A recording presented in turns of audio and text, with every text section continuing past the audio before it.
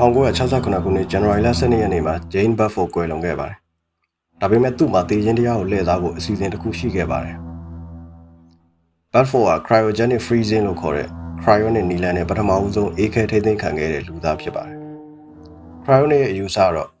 လူခန္ဓာကိုယ်ကိုအေးခဲတဲ့အခြေအနေနဲ့ထိန်းသိမ်းထားပြီးတော့အနာဂတ်မှာဆေးပညာကယောဂအားလုံးကိုကုသလာနိုင်တဲ့အခါတည်ဆုံးခြင်းကိုတော့အန်တုလာနိုင်တဲ့အချိန်မှာအသက်ပြန်ရှင်စေဖို့ဖြစ်ပါတယ်။ဒါက cryonic ရဲ့အိမ်မက်ပါ။ဒါပေမဲ့ပြဿနာတစ်ခုရှိပါတယ်။အနာဂတ်မှာလူတစ်ယောက်ကိုအသက်ပြန်ရှင်စေခြင်းနဲ့ဆိုရင်အခုလက်ရှိမှာသူ့ခန္ဓာကိုယ်ကိုအပြည့်အဝမပြည့်စည်အောင်ထိန်းသိမ်းထားနိုင်မှုလိုပါတယ်။ဒါဆိုလက်ရှိနည်းပညာနဲ့လူတစ်ယောက်ကိုအေးခဲထားပြီးတော့နှစ်ပေါင်းများစွာထိန်းသိမ်းထားမယ်။ပြီးရင်နောက်တစ်ချိန်မှာဘေးကင်းကင်းနဲ့ပြန်ပြီးအသက်ရှင်စေနိုင်မယ်ဆိုတဲ့နည်းပညာကိုနားလည်ဖို့ cryobiology လို့ခေါ်တဲ့သိပ္ပံပညာရပ်ကိုကြည့်ဖို့လိုပါတယ်။ cryobiology ဆိုတာကအပူချိန်နှိမ့်တဲ့ပတ်ဝန်းကျင်ကသက်ရှိတွေအပေါ်မှာဘယ်လိုသက်ရောက်မှုရှိလဲဆိုတာကိုလေ့လာတဲ့ပညာရပ်ဖြစ်ပါတယ်။တကယ်လည်းသက်ရှိတစ်ခုရဲ့အပူချိန်ကျဆင်းလာတာနဲ့မျှဆဲတွေရဲ့လှုပ်ဆောင်ချက်လည်းနှေးကွေးလာပါတယ်။ဥပမာ -130 degree Celsius အောက်ရောက်သွားရင်လူဆဲတွေရဲ့လှုပ်ဆောင်ချက်တွေကလုံးဝနီးပါးရပ်တန့်သွားပါတယ်။ဒါကြောင့်လူခန္ဓာကိုယ်တစ်ခုလုံးကိုအဲ့ဒီအပူချိန်အောက်ရောက်အောင်လုပ်နိုင်မယ်ဆိုရင်တော့ theory အရအကန့်အသတ်မရှိထိန်းသိမ်းထားနိုင်ပါတယ်။ဒါပေမဲ့အခက်အခဲကခန္ဓာကိုယ်ရဲ့ cell အဆင့်ထိမပျက်စီးပဲဒီလိုအေးခဲအောင်ဘယ်လိုလုပ်မလဲဆိုတာပါ။ဥပမာအနေနဲ့သွေးနီဦးတစ်လုံးကိုအေးခဲကြည့်တဲ့အချိန်မှာ cell အပြင်ဘက်နဲ့အတွင်းဘက်ကရေတွေက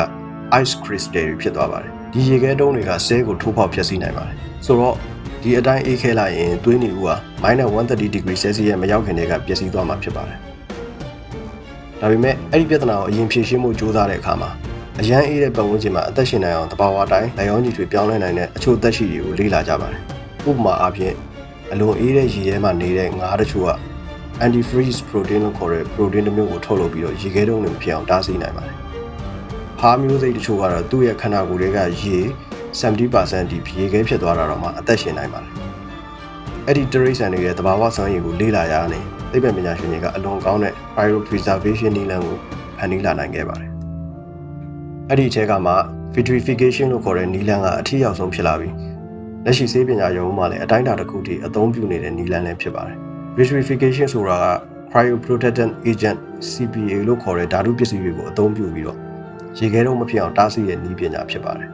။တချို့ CPA တွေကိုတဘာဝမှာတွေ့ရတဲ့ဓာတ်ပစ္စည်းတွေကနေယူထားပြီးတော့တချို့ကိုတော့ cryobiology ရဲ့သဘောတရားတွေအပေါ်အခြေခံပြီးတော့တည်ထွင်ထားတာဖြစ်ပါတယ်။ဒီနည်းလမ်းနဲ့ဆိုရင်ဆဲတွေကိုရေခဲအဖြစ်မပြောင်းဘဲနဲ့ glassy state လို့ခေါ်တဲ့ဖန်သားလိုအခြေအနေမှာထိန်းသိမ်းထားနိုင်ပါတယ်။လက်တွေ့မှာတော့ CPA တွေက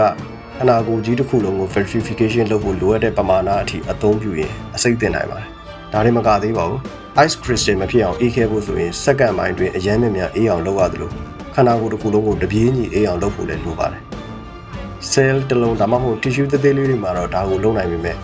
အင်္ဂါအစိပ်ပိုင်းကြီးတွေဒါမှမဟုတ်လူတစ်ယောက်လုံးကိုရှုပ်ထွေးတဲ့ဖွဲ့စည်းပုံမှာတော့ဒီလိုလုပ်ဖို့အလွန်ခက်ခဲပါတယ်။လက်ရှိအချိန်ထိသိပ္ပံပညာရှင်တွေအောင်မြင်ထားတာကတော့သွေးကြောတွေနှလုံးအဆိုးရှင်မျက်ကြည်လွှာ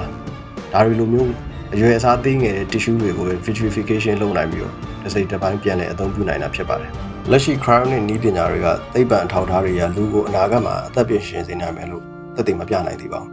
။အခုအသုံးပြုနေတဲ့ cryonic နည်းလမ်းတွေက cell တွေ tissue တွေနဲ့အင်္ဂါအစိပ်ပိုင်းတွေကိုပြန်ပြင်လို့မရတဲ့အထိပျက်စီးစေပါတယ်။ cryonic ကိုယုံကြည်သူတချို့ကတော့အခုဖြစ်နေတဲ့ပျက်စီးမှုကိုအနာဂတ်နည်းပညာကပြန်ပြင်နိုင်မယ်လို့မျှော်လင့်နေကြပါတယ်။ဒါပေမဲ့ဒီနေ့မှာ cryonic နဲ့လူတွေကိုအသက်ပြန်ရှင်စေနိုင်ခဲ့တယ်ဆိုရင်တော့ဘယ်သူတွေကဒီနည်းပညာကိုအသုံးပြုခွင့်ရမှာလဲ။အသက်ပြန်ရှင်လာတဲ့သူတွေမှာဘယ်လိုမျိုးအခွင့်အရေးတွေရှိမလဲ။ဒီနည်းပညာကိုရောမတော်မတရားအသုံးချနိုင်မလားဆိုတဲ့